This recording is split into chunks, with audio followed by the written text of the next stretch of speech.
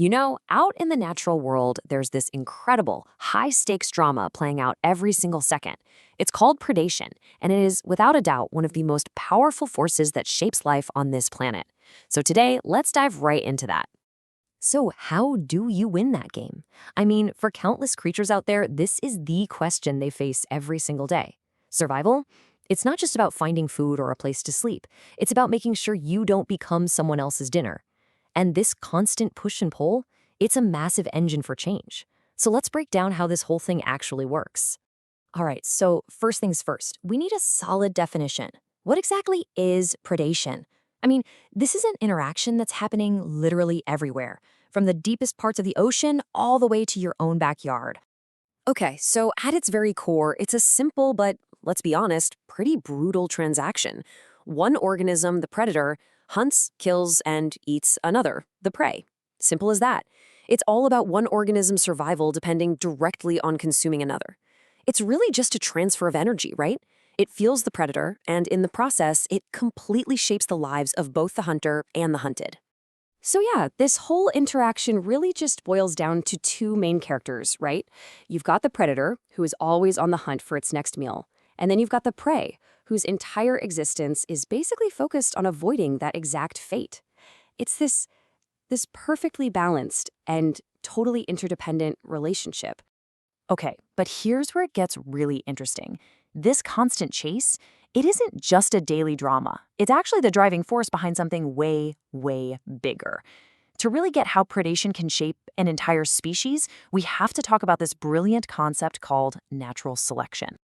You've probably heard the phrase survival of the fittest, right? Well, that's pretty much it in a nutshell. Think about it. Any individual that has even a tiny advantage, maybe it's just a little bit faster or a little better at hiding or has slightly better senses, well, that individual is more likely to survive long enough to have kids.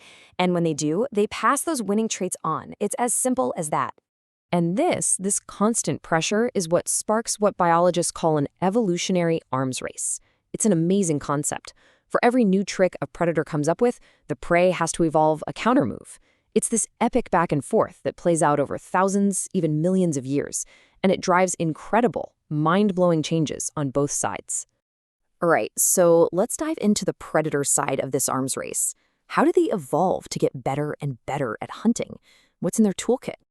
Whoa, predators have developed just an incredible arsenal of tools.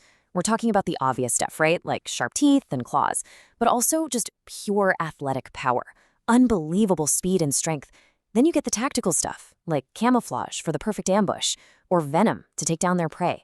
It's just a stunning display of specialized evolution at work. And you see these adaptations play out in some really famous examples. I mean, a cheetah's body is basically a marvel of biological engineering, built for nothing but explosive speed. An eagle's eyesight is legendary for a reason. It can spot prey from insane heights. A shark, it can smell a single drop of blood in the water from miles away.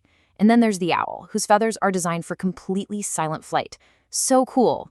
Each one is a true master of its own unique hunting style. But, of course, it's not a one-sided fight. The prey aren't just sitting there waiting to be eaten. For every move the predator makes, the prey has a countermove. So how do they do it? How do they stay alive? Let's open up their defensive playbook. And wow, the prey's survival guide is every bit as impressive. You've got camouflage, right? Some animals can become practically invisible. Others just rely on sheer speed to get away.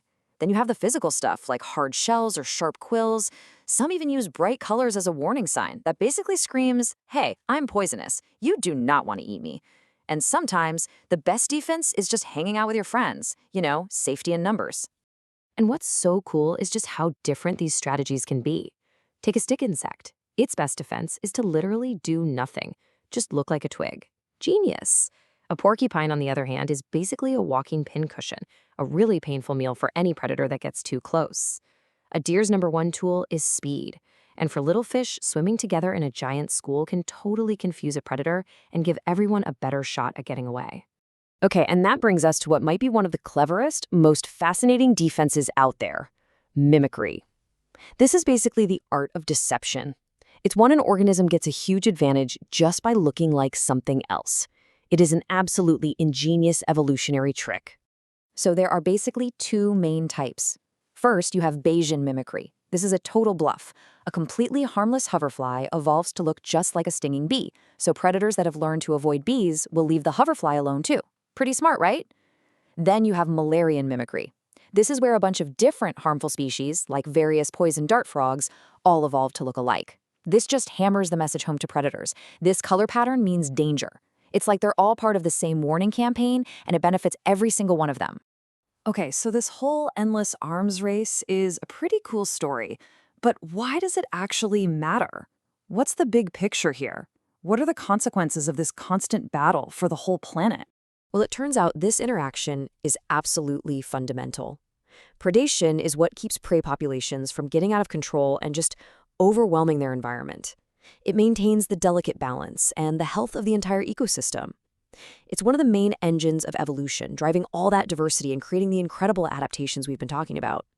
To put it simply, predation is one of the key architects of life as we know it. And that leaves us with a really critical question to think about. If this whole race is the engine that keeps everything in balance, what happens when a top predator just disappears? What are the ripple effects when you pull that one key player out of the game? That's a thought that has some really profound implications for ecosystems all across the globe.